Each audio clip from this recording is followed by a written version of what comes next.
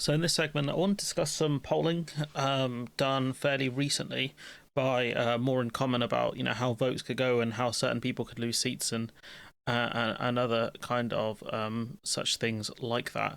I did see some really interesting stuff in some of these articles and things like that. So we look at this MRP poll shows, and we are a way out from the election, but I think it's worth looking at just to kind of see the way things have shifted slightly since Labour won their big majority on a very small vote share. So let's have a look. New MRP poll shows Ed Miliband losing his Doncaster North seat to Reform. So that's obviously small, very small margin. But you can see here, Labour dropping 26.4% of their vote share. Is just crazy. That's a huge collapse, especially for a cabinet minister as well. And ironically, there are concerns within the Labour Party. It's definitely something worth kind of discussing here. But there's grave concerns about the economy flatlining.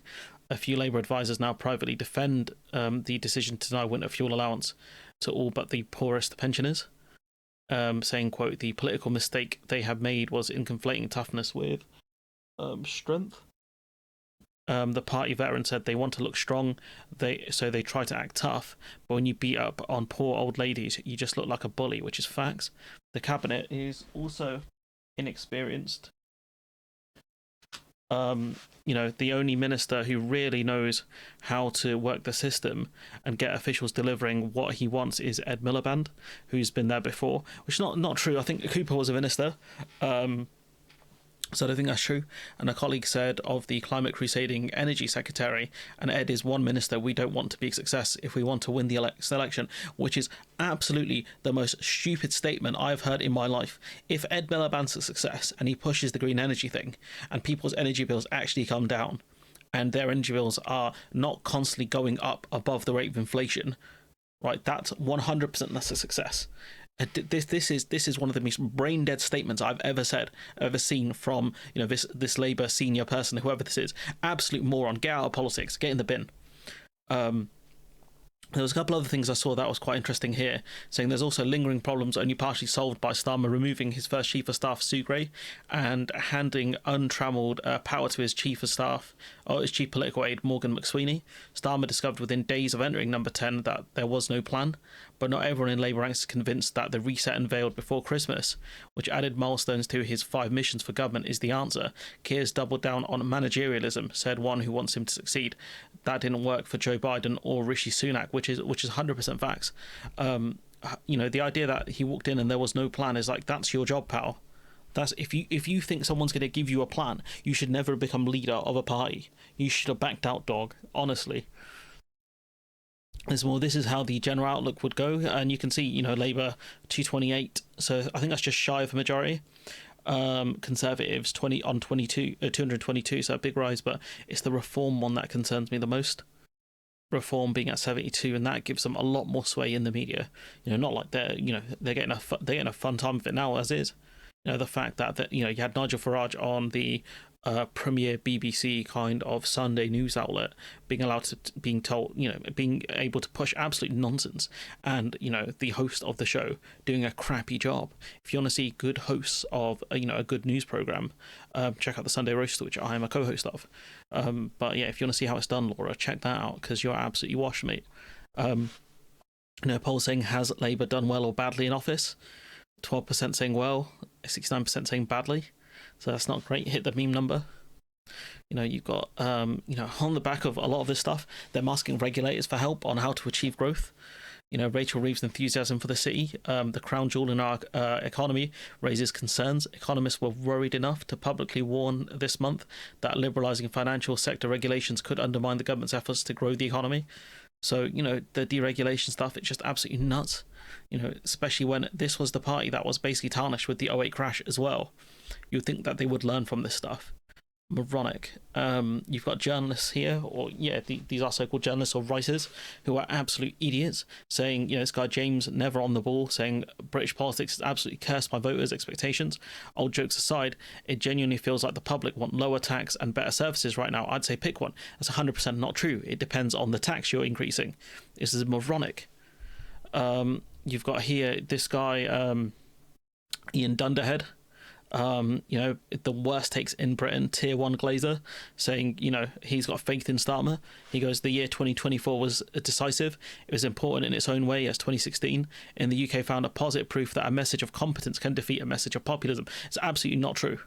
Starmer was pushing the populism a little bit, talking about, stopping the small boats, being anti-immigration, that kind of stuff, talking about lowering the numbers. Strictly not true. And he says, in the US, we saw limitations of that approach in 25. We'll see the initial stages of how the battle plays out. Once again, Trump winning on kind of populism, but not just that. We saw the fall of incumbents who did not do a good job during the kind of inflation boom that we saw both in the US and the UK. Not many countries, not many leaders survived that post-inflationary boom. I think it's mostly just Spain and Ireland. Not many leaders survived it. So it's not this idea that, Starmer won or Trump won. I don't think it's true. I'd argue more so that Biden lost, because it's normally the incumbents that lose. I'd say Biden lost, Sunak lost. That's the argument I would make here.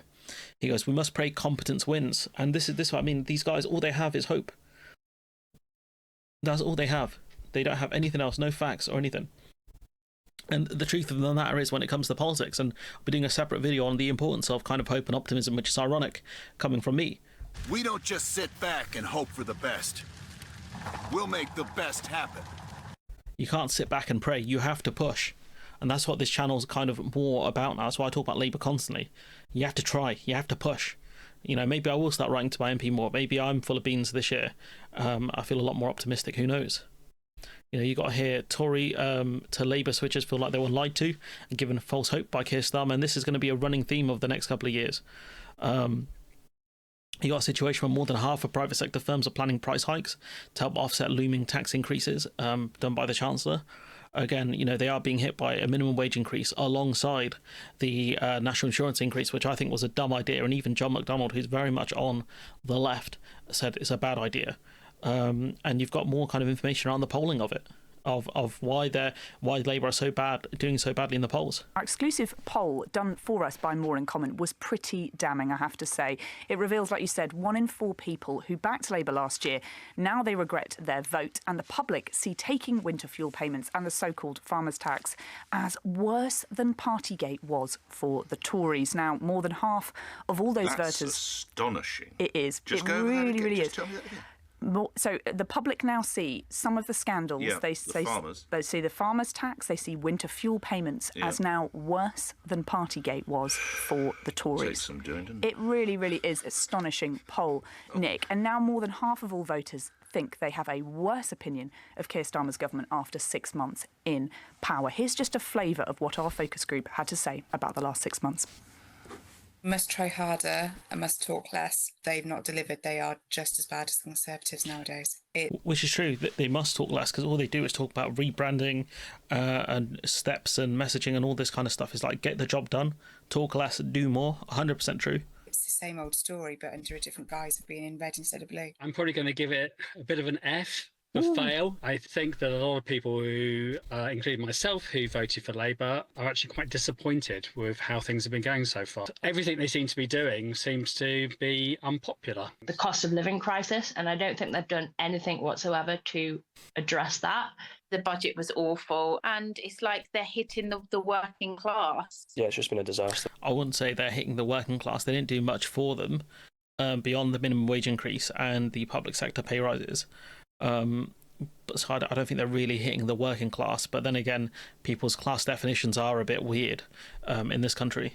So from start to finish. People that have voted in good faith that some good's going to come out of this, and it's just disastrous. It's an absolute joke. These guys are just told a pack of lies to get in, and they're pretty much doing the same thing. And we also spoke with More in Common's Luke Trill. He did the polling for us. He said, Mad thing. Honestly, just mad.